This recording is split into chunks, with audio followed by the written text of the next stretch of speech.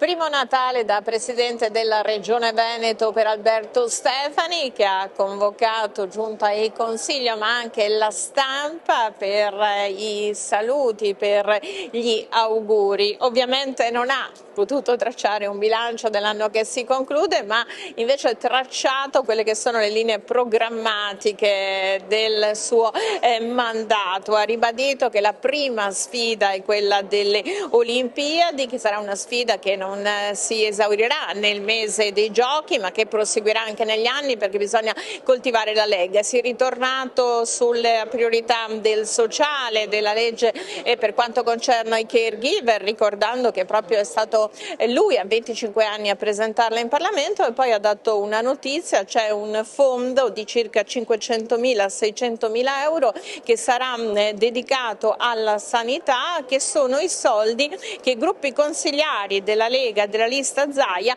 hanno risparmiato nel corso della legislatura. L'augurio per tutti i veneti è quello appunto di un Veneto che abbia uno sviluppo di benessere dedicato anche all'innovazione, elemento che ha voluto sottolineare con forza. E alla conferenza stampa c'era anche il Presidente del Consiglio regionale del Veneto, Luca Zaia, che anche lui ha sottolineato un augurio per i veneti, un augurio di pace e di salute. Ma sentiamo. Sono dei fondi che non sono stati spesi per la comunicazione e questi fondi saranno devoluti alla sanità pubblica. Ho scelto, d'accordo con i due capigruppo, di spendere queste risorse in materia di sanità per dare un forte segnale ai nostri cittadini che la politica qualcosa può anche, a cui la politica può anche rinunciare e può destinarli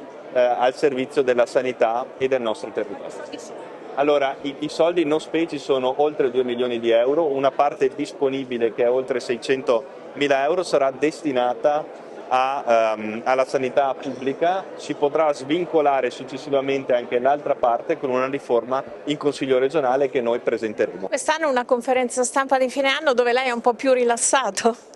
Sì, assolutamente.